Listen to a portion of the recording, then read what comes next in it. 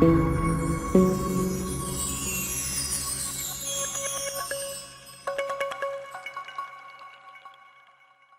acababa todo. Los descubrimientos de Fallon fueron trasladados al Cuerpo de Marines para la elaboración de un informe oficial. Esto podría ser la base de una acusación criminal. Como es normal en este tipo de casos, el coronel Thomas Blickensterfer inició una investigación interna. Es una investigación privilegiada.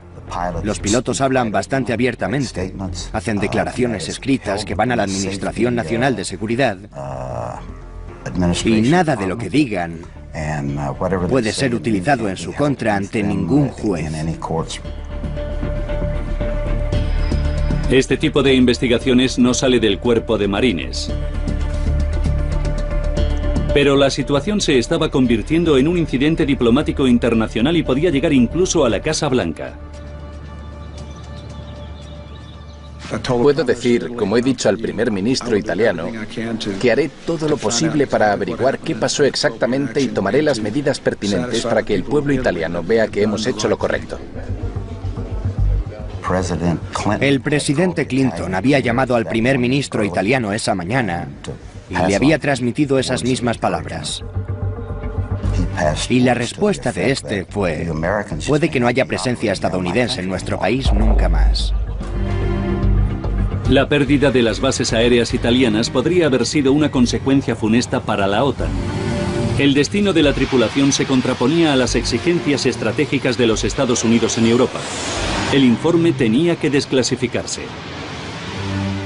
Así que el comandante general nos dijo que no íbamos a hacer ninguna investigación interna porque no quería que se pensara que teníamos información que no queríamos compartir con los medios o el gobierno italiano. El informe complementaría el del Servicio de Investigación Naval y Criminal y los descubrimientos del Cuerpo de Marines. Y lo que era más importante, sería de dominio público. Y decidiría el destino de la tripulación del EZ-01.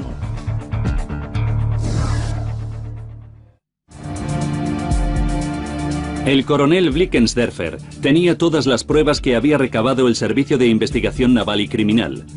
Pero como es norma en las investigaciones militares, seguía investigando. Empezando por los registros de vuelo de la tripulación. Muy buena reputación. Trabaja duro, muy aplicado, no se le conocen tendencias temerarias ni nada parecido. El piloto, el capitán Ashby, había sido recientemente seleccionado para el programa del F-18, lo que significa que era básicamente uno de los mejores aviadores. Los registros indicaban que tenían experiencia y que eran competentes. Pero para los vuelos a baja altitud, los pilotos necesitan prácticas regulares. Hay que practicar casi a diario para ser capaz de mantener la velocidad correcta del avión, para coordinarte con el navegante. Y si no vuelas por lo menos 2 veces a la semana a baja altitud, se pierde habilidad para realizar ese tipo de vuelos.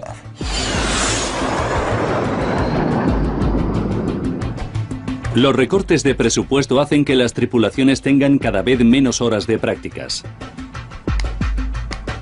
A pesar de ser uno de los pilotos de élite del Cuerpo de Marines, el capitán Ashby llevaba sin realizar un vuelo de baja altitud 6 meses.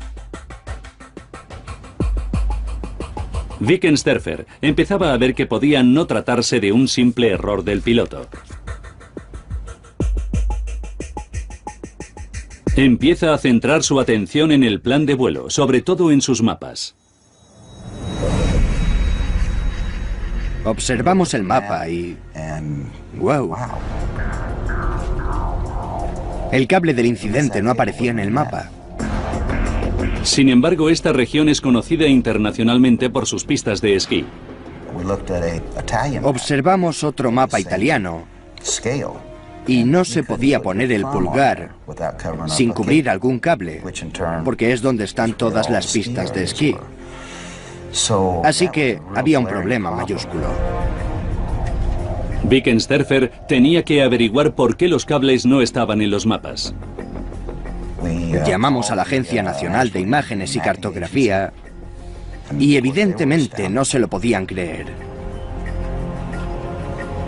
Dijeron que los datos de esos cables habían sido eliminados sin querer de su base de datos. No se trataba de un error de la tripulación. Pero entonces Wickensderfer descubrió algo más. La tripulación no había sido informada de los cambios en las regulaciones de vuelos de baja altitud. Poco antes del vuelo EZ-01, la altitud sobre el nivel del suelo había aumentado.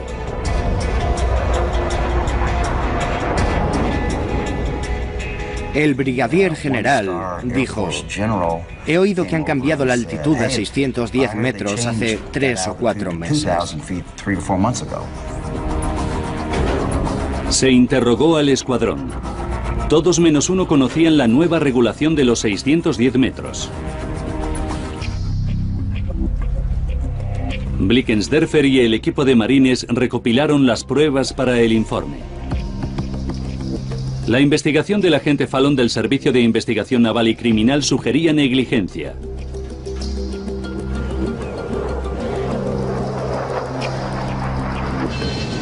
Pero Wickensderfer descubrió recortes en formación de personal, errores en el mapa y en cierta información. Se trata de errores del sistema. Todo se incluyó en el informe. Pero los mandamases de los marines estaban preocupados. Si el cuerpo terminaba asumiendo la culpa del accidente, los Estados Unidos podrían perder acceso a las bases aéreas italianas.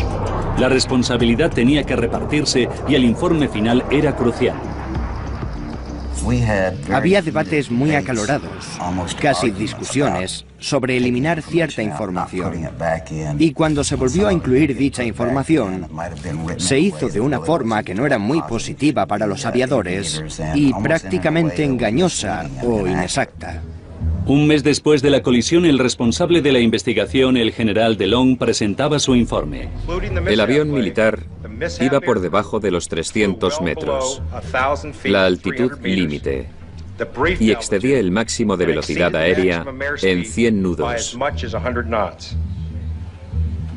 Hemos llegado a la conclusión de que el choque contra el cable no fue debido a un error de cálculo.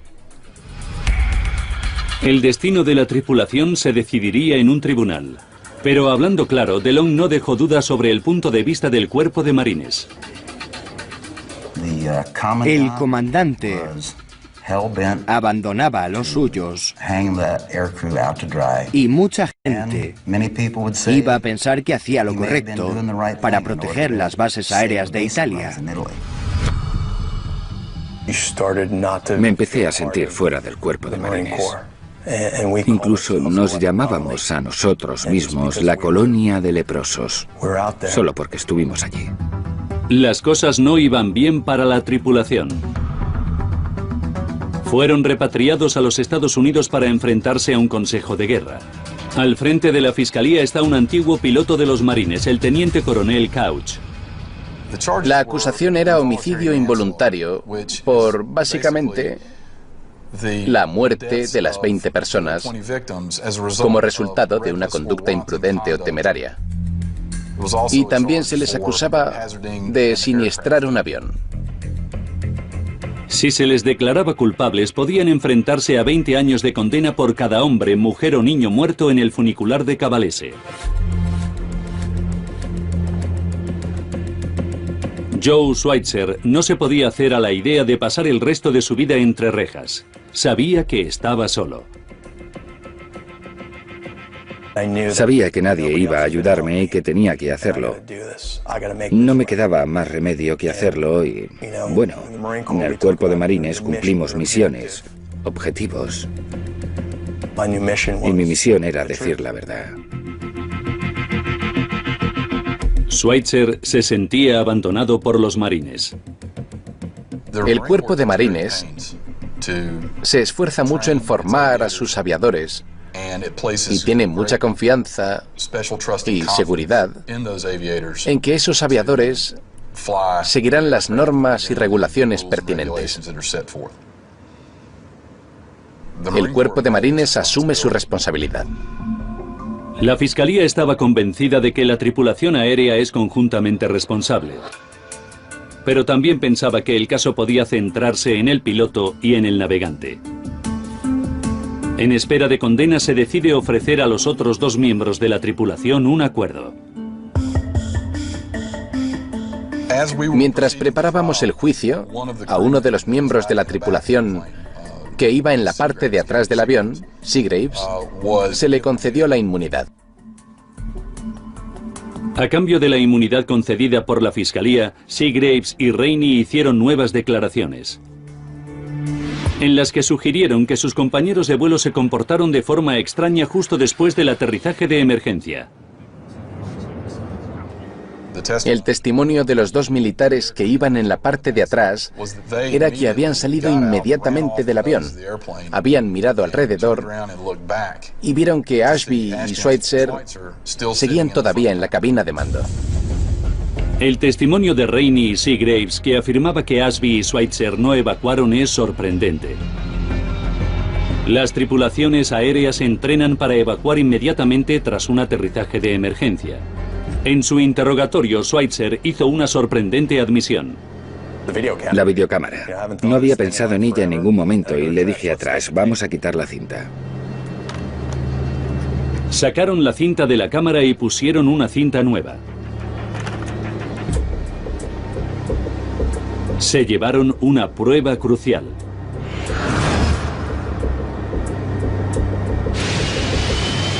Schweitzer nunca había hablado en público sobre su actuación, pero ahora podemos analizar el vuelo EZ-01 y saber por qué se llevaron la cinta. Este sería el vuelo. Y esto es lo que yo empiezo a ver. Estamos a unos 1500 metros sobre el lago de Garda, un lago precioso. Cogí la cámara. Esa fue la última vez que usé la cámara. Grabé un poco y sonreí a la cámara. Según el navegante, fue una grabación inocente de un agradable vuelo. Pero cuando le comunicaron que habían muerto 20 personas, la sonrisa de Schweitzer a la cámara empezó a atormentarle. Pensar que podía verme sonriendo al lado de toda esa sangre en la CNN me atormentaba cada vez más y más. Así que tomé la decisión, pensé, necesito la cinta. Y después le dije a Trash, dame la cinta.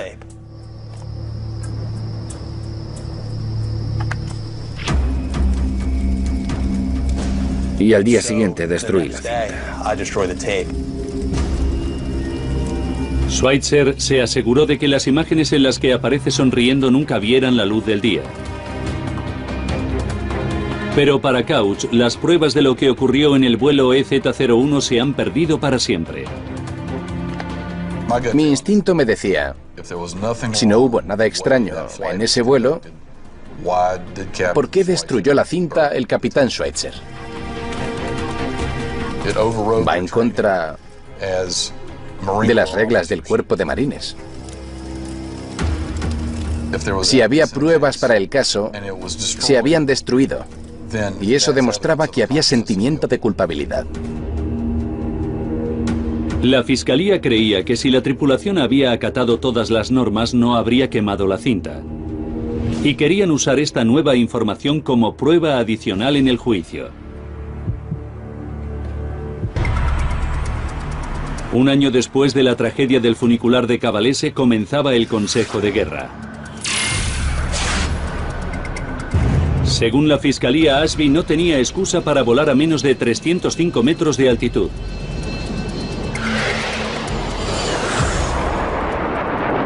Estábamos muy seguros de las pruebas. Y estábamos seguros porque había una restricción de 300 metros de altitud para ese avión. Y a menos que haya vidas en peligro, a menos que la misión lo exija, hay que cumplir la normativa. Y bajo esas circunstancias eran 300 metros. Para que el capitán Ashby pudiera evitar la cárcel, la defensa necesitaba una explicación de por qué voló por debajo de los 305 metros de altitud pertinentes.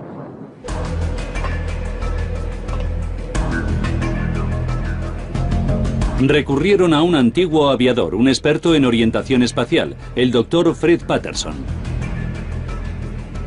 Le dije que no tenía problema en intervenir en el caso, era parte de mi trabajo como oficial en activo, pero les dije, puede que no os gusten las respuestas que dé.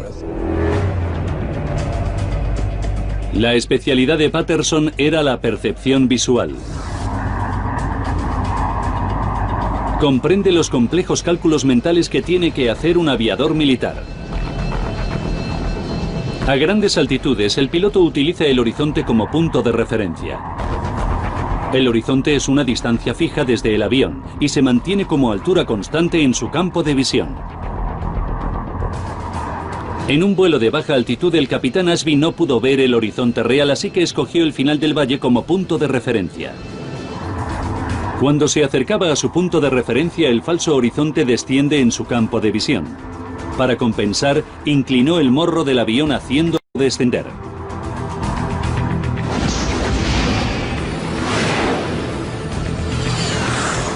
Es una reacción instintiva que empezaba a dar una explicación de por qué el piloto se comportó como lo hizo. El piloto llegó a las montañas e inmediatamente fijó la vista en el horizonte, que estaba a unos 37 segundos de la carretera, al final del valle. Para ello tuvo que bajar alrededor de 1 grado el morro y lo hizo de forma inconsciente, no se dio cuenta de lo que estaba haciendo. El radioaltímetro debería haber avisado a la tripulación de su descenso, pero se había bloqueado. Un fallo intermitente del altímetro podía explicar por qué la tripulación del EZ-01 volaba tan bajo en el Valle de Fiemme, pero no por qué chocó con el cable que deberían haber sorteado.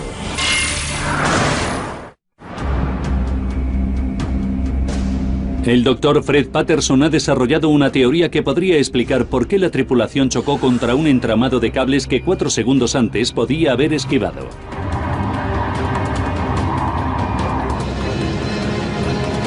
Cree que Ashby experimentó una extraña ilusión visual en el momento en que vio el cable.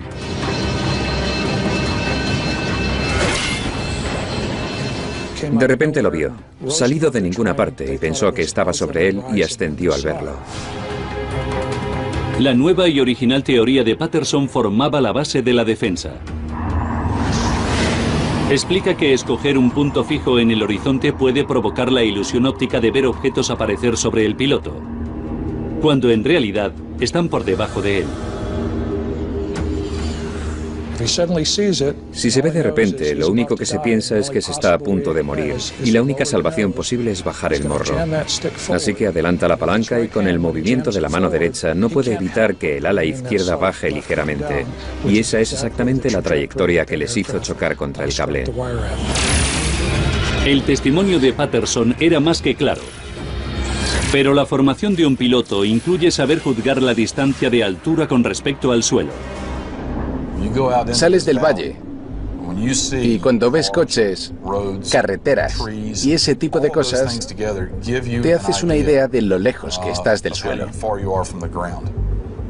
En aviación militar, lo llamamos inspección visual. Son los ojos que tenemos en nuestra cabeza. Couch creía que la colisión era responsabilidad de la tripulación aérea. En la fiscalía lo llamamos el juego de la culpa. Ellos querían echar la culpa a la ilusión óptica. Querían echar la culpa al avión. Querían echar la culpa al escuadrón por la mala información. Lo que la defensa intentaba hacer era echar la culpa a cualquier otra cosa, pero en realidad la culpa la tuvo la tripulación aérea, el capitán Ashby y el capitán Schweitzer. La defensa argumentó que el cuerpo de marines debía asumir su responsabilidad por falta de formación e información que no dio a sus hombres. El destino de Ashby sería decidido por un jurado de marines, la mitad de ellos aviadores.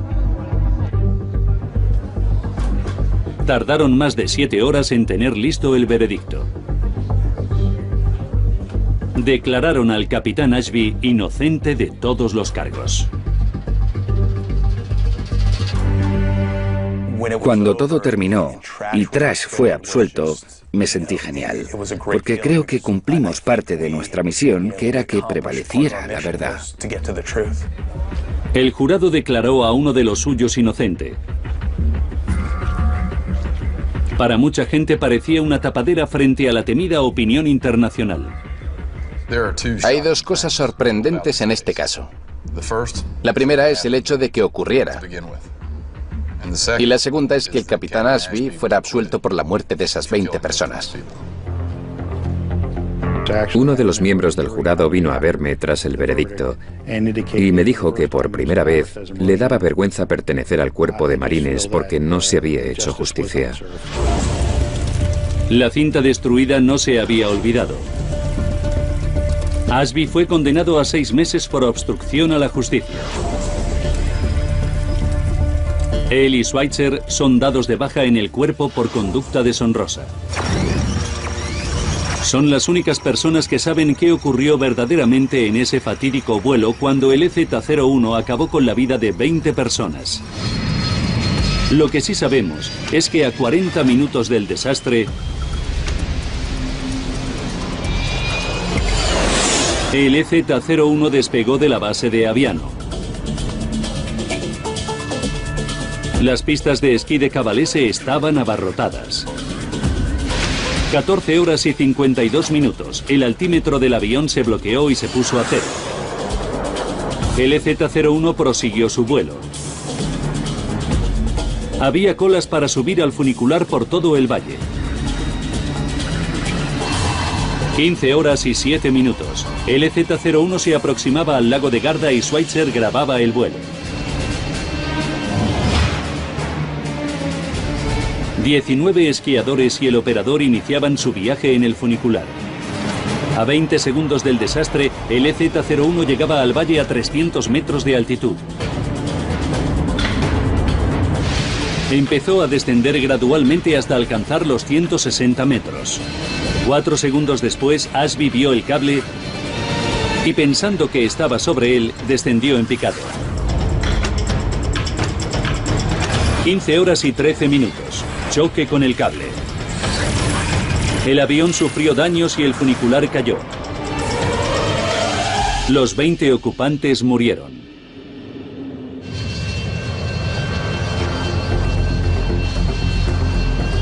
Actualmente Aviano sigue siendo una base de la OTAN, pero ya no hay marines destinados allí. Hasta la fecha nadie ha asumido responsabilidades legales por la tragedia.